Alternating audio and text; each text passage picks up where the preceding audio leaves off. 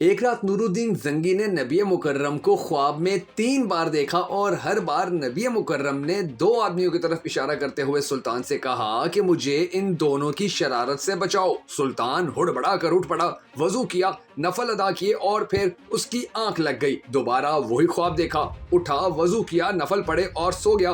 تیسری بار جب اس نے وہی خواب دیکھا تو اب تو اس کی نیند ہی اڑ گئی۔ اس نے رات کو ہی اپنے مشیر جمال الدین موصلی کو بلا کر پورا واقعہ سنایا۔ مشیر نے کہا کہ سلطان، یہ خواب 3 بار دیکھنے کے بعد آپ یہاں کیوں بیٹھے ہیں؟ اس کا اب کسی سے ذکر نہ کریں اور فوراً مدینہ روانہ ہو جائیں۔ اگلے روز سلطان نے 20 مخصوص افراد اور بہت سے تحائف کے ساتھ مدینے کے لیے کوچ کیا اور 16ویں دن شام کے وقت وہاں پہنچ گیا۔ سلطان نے روضہ رسول پر حاضری دی اور مسجد نبوی میں بیٹھ گیا۔ اعلان کیا کہ اہل مدینہ مسجد نبوی میں پہنچ جائیں، جہاں سلطان ان میں تحائف تقسیم کرے گا۔ لوگ آتے گئے اور سلطان ہر آنے والے کو باری باری تحفہ دیتا رہا۔ اس دوران وہ ہر شخص کو غور سے دیکھتا رہا، لیکن وہ 2 چہرے نظر نہ آئے جو اسے ایک رات میں 3 بار خواب میں دکھائے گئے تھے۔ سلطان نے حاضرین سے پوچھا کہ کیا مدینے کا ہر شہری مجھ سے مل چکا ہے؟ تو جواب ہاں میں دیا گیا۔ سلطان نے پھر پوچھا، کیا تمہیں یقین ہے کہ ہر شہری مجھ سے مل چکا ہے؟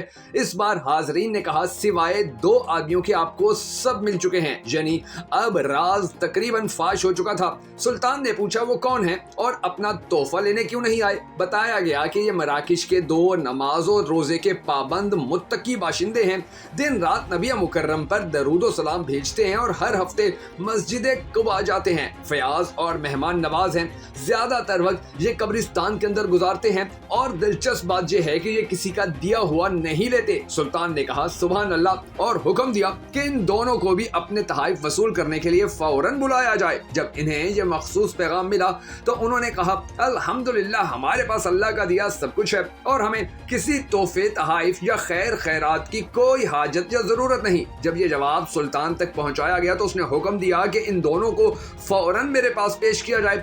حکم کی فوری تعمیل ہوئی۔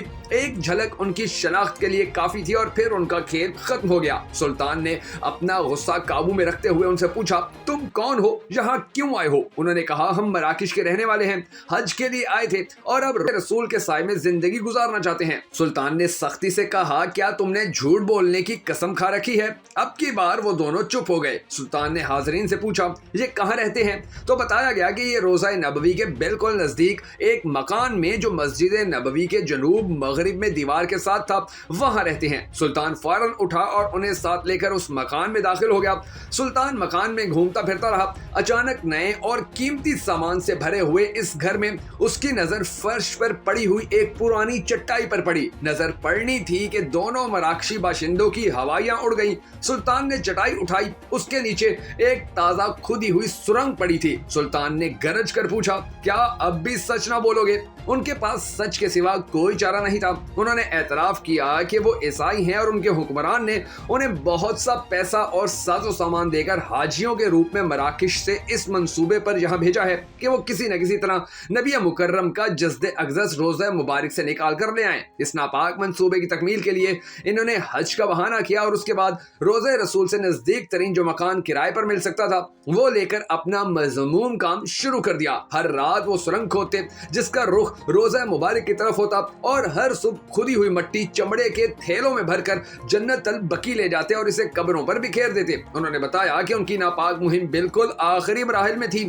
کہ ایک رات بہت شدید بارش کے ساتھ ایسی گرج چمک ہوئی جیسے زلزلہ آ گیا ہو، اور اب جبکہ ان کا کام پائے تکمیل کو پہنچنے والا تھا تو سلطان نہ جانے کیسے اور کہاں سے مدینے پہنچ گیا اور اگر ہمیں پکڑ لیا۔ سلطان ان کی گفتگو سنتے جاتے اور روتے جاتے اور ساتھ ہی فرماتے کہ میرا نصیب کہ پوری دنیا میں اس خدمت کے لیے چنا گیا ہوں۔ سلطان نورالدین زنگی نے حکم دیا کہ ان دونوں کی زندگی چھین لی جائے، روزہ مبارک کے گرد ایک خندق کھودی جائے اور اسے پگھلے ہوئے سیسے سے پاڑ دیا جائے تاکہ آئندہ کوئی بدبخت قیامت تک ایسی مذموم حرکت کرنے کے بارے میں سوچ بھی نہ سکے۔ اللہ تبارک و تعالی ہم سب کو مدینہ دکھائے اور مسجد نبوی کے اندر نماز پڑھنے کی توفیق دے۔ اگر آپ بھی مسجد نبوی میں جانے اور مدینہ منورہ کے اندر جا کر روزہ رسول پر حاضری دینے کے لیے ہونے والی اس دعا میں شامل ہونا چاہیں تو کمنٹ سیکشن کے اندر آمین ضرور لکھیے گا اور انشاءاللہ اللہ تبارک و تعالی آپ کو اور ہم سب کو مدینہ کی زیارت ضرور کروائے گا۔